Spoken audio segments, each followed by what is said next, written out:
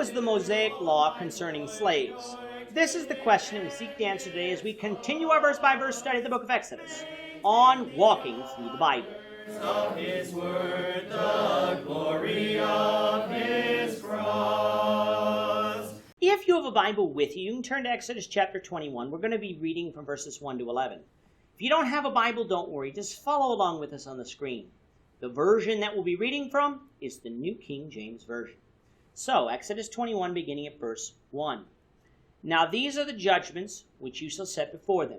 If you buy a Hebrew servant, he shall serve 6 years, and in the 7th he shall go out free and pay nothing.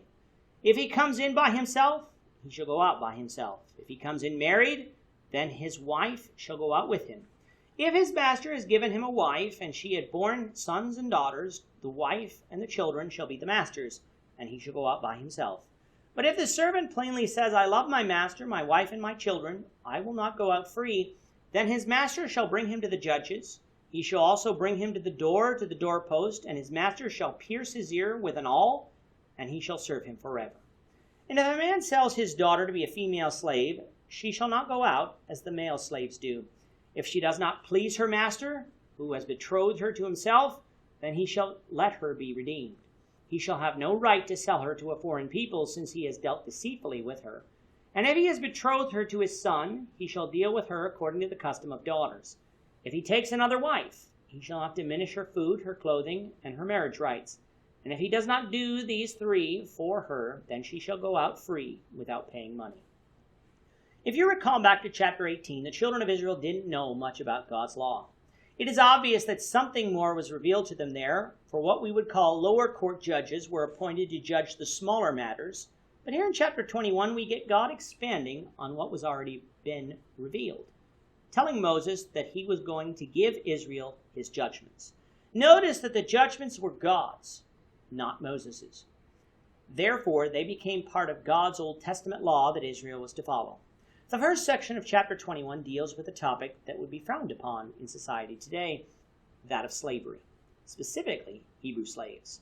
The New King James Version uses the word servants here, which is certainly how the Hebrews were to treat their slaves, but in the context of what is being discussed, these servants were purchased, which makes them slaves.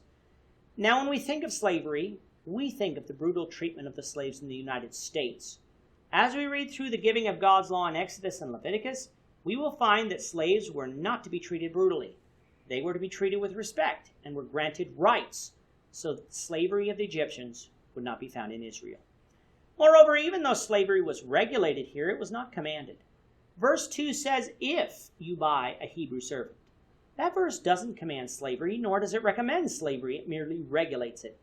Why would there be Hebrews that would become slaves, especially since they had just been released from slavery? Well, from other places in God's law, we're going to find that one could become a slave as a result of being a thief or on the account of being poor.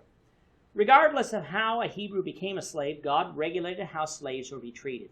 First, slaves wouldn't be slaves forever, for after 6 years of service, they were to be set free. The servant wouldn't have to buy his freedom. He was simply to be set free. If he was single, when he was made a slave, he would leave as a single person. However, if he was married when he became a slave, he and his wife would go out together. God also set out rules for what would happen if a master gave a slave, one of his servants, to be the slave's wife during that slavery. At the end of the 6 years, the wife and children of the slave were to remain with the master, and the slave was to be set free. This may seem unfair, but the master was not going to be obligated to lose something on account of giving a slave one of his servants to be that slave's wife. However, the slave did have the option of remaining with his wife and children, but he must relinquish his right to be freed before the judges of the people, in other words, the magistrates. This would be signified by piercing the man's ear with an awl, a piercing tool usually used to pierce leather, and attaching it to the door. This slave could never be freed, but would serve the master forever. Again, these regulations would only apply if slaves were bought. Slavery was not commanded. The second set of regulations had to do with a father selling his daughter as a slave, which in this context would mean another man's concubine. Again, by today's standards, such would be unthinkable, but we must remember two things. First and foremost, a father was not commanded to sell his daughter, which would likely only be done in cases of poverty. But obviously the practice existed, so God was going to regulate it. Second, though, This society and our society are completely different. In this society, a father played a major role over his children, and in the case of his daughters, would decide who his daughters would and wouldn't marry. This was done to make sure that his daughter would be taken care of, for women in general were not able to work and make a living like men did. We like to think of these fathers as evil, who treated their daughters poorly and sold them to the highest bidder, but that simply isn't the case. If a father sold his daughter to a man to be his concubine, then certain things were expected of that man.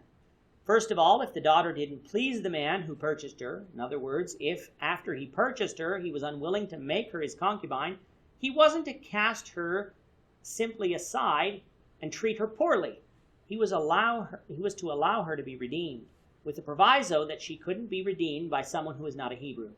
If the man, however, betrothed this woman to his son, he was to treat her as he would his daughter, and not as a slave. And finally, if this man decided to take another wife besides her, he was not to treat the first woman poorly, but provide her with the same food, clothing, and marriage rights as was before. If he chose not to live by these three regulations, then the woman was to be set free, and the man wouldn't receive any payment for her. With that, our time is up for today. Lord willing, we hope you'll join us for tomorrow's discussion of Exodus chapter 21, verses 12 to 21, as we continue our walk through the Bible, one verse at a time. Thank you for watching today's episode.